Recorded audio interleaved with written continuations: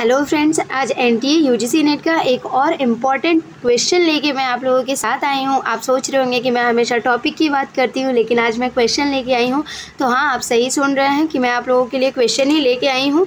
जो भी important question topic से रिलेटेड मैंने अभी बनाए हैं वो क्वेश्चन मैं लेके आई हूँ। आइए उस क्वेश्चन को देखते हैं, लेकिन क्वेश्चन देखने से पहले एक मोटिवेशनल शायरी देख लेते हैं, जिससे अगर हमारी एनर्जी तैयारी में थोड़ी कम रह गई होगी तो इस मोटिवेशनल शायरी से वो और बढ़ जाएगी। तो आइए देखते हैं।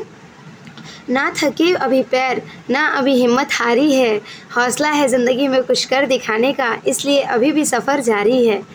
तो सफ़र जारी है, इस सफ़र में हम क्वेश्चन आंसर की तैयारी करते हैं। आज देखते हैं आज का क्वेश्चन क्या क्या है। तो इससे पहले मैं इस क्वेश्चन का वीडियो अपलोड कर चुकी थी, लेकिन वो वीडियो अच्छे से दिखाई नहीं दे रहा था, बहुत दूर पे था, इसलिए अभी अच्छा से अपलोड कर रहे हैं, तो आप उसको देख लीजिएगा, ठीक है। आइए देखते हैं। वैगनर के नियम से क्या तात्पर्य है? तो इसका आंसर होगा सरकारी व्यय के लिए मांग की आय लोच जो है एक से अधिक होगी। सरकारी व्यय के लिए मांग की जो आय लोच है, मांग की आय लोच, यहाँ पे आय छूट गया था, ऊपर लिखे हैं आय लोच एक से कितने से, एक से अधिक होनी चाहिए, ठीक है। अब उसका सॉल्यूशन क्या होगा? राज्य की गतिविधियों को बढ़ाने के लिए वैगनर के नियम में कहा गया है कि आर्थिक विकास के दौरान प्रति व्यक्ति उत्पादन के साथ सार्वजनिक व्यय अनुपातिक रूप से अधिक बढ़ जाता है और सरकारी व्यय के लिए मांग की आय लोच एक से अधिक हो जाती है, ठीक है। क्वेश्चन नंबर 2 है, देखिए नीचे 2 कथन दिए गए हैं। अभिकथन और कारण को क्रमशः ए और आर के रूप में अंकित किया गया है। उपयुक्त कूट को चिन्हित कीजिए। तो इसका अभिकथन होगा वैगनर के नियम के संदर्भ में सरकार को व्यय में वृद्धि करनी पड़ती है, और कारण होगा आर्थिक जीवन में जटिलताओं में गिरावट देखी गई है। तो इसका आंसर होगा ए सत्य है, लेकिन आर असत्य है। फिर तीसरा नंबर है, कथन 1 और 2 में वैगनर के नियम के संदर्भ में सही कथन को इंगित करना है, ठीक है। तो सही कथन है यह ऐतिहासिक तथ्यों पर आधारित होता है।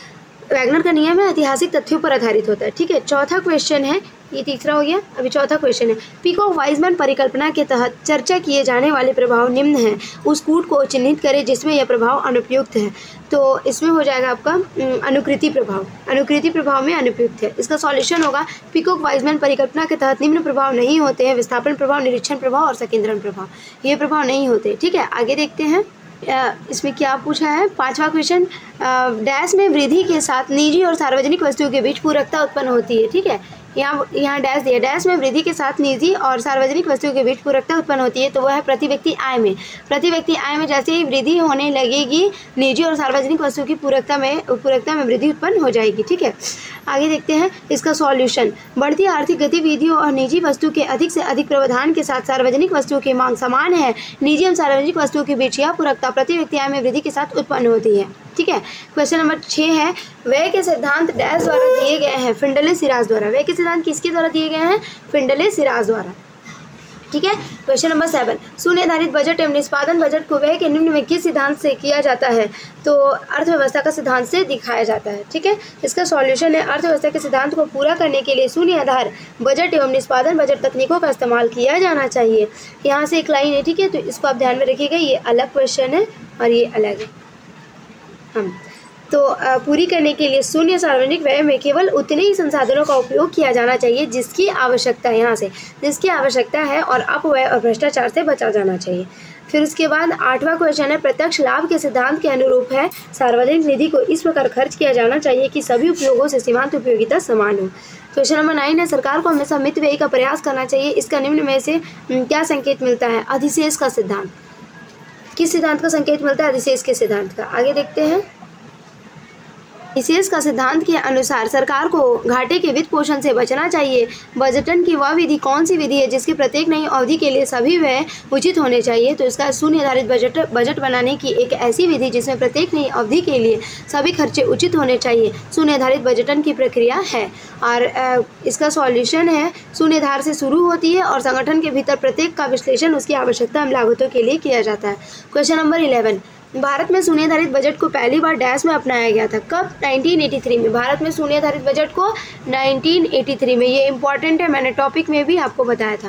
भारत में शून्य आधारित बजट को जीरो बेस बजट जिसे कहते हैं, जीरो बजट को कब अपनाया गया था? 1983 में, 1983 में, ठीक है। आगे देखते हैं। इसका सॉल्यूशन, भारत में शून्य बजट को विज्ञान और प्रौद्योगिकी विभाग द्वारा 1983 में अपनाया गया था। 1986 में भारत सरकार ने व्यय बजट निर्धारित करने हेतु एक प्रणाली के रूप में शून्य बजट को लागू किया था।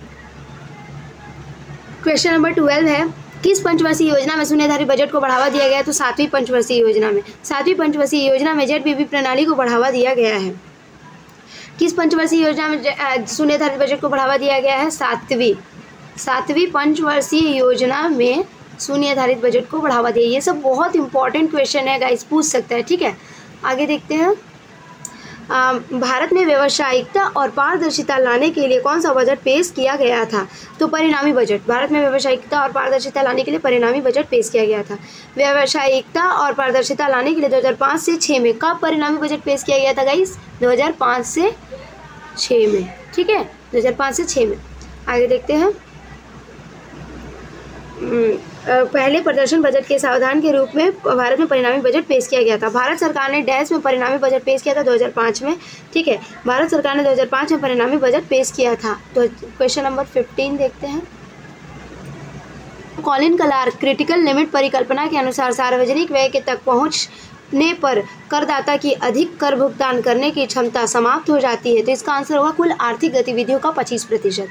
कुल आर्थिक गतिविधियों का 25% जब खर्च होता है ना, तो करदाता के अधिक कर भुगतान करने की क्षमता जो है वो समाप्त हो जाती है। Thank you. अगर वीडियो अच्छी लगी हो तो प्लीज़ लाइक और सब्सक्राइब माय चैनल गाइस, और मेरे चैनल को शेयर ज़रूर करें ताकि और भी लोगों तक मेरी ये इंपॉर्टेंट क्वेश्चन पहुंच सके, ठीक है। Thank you.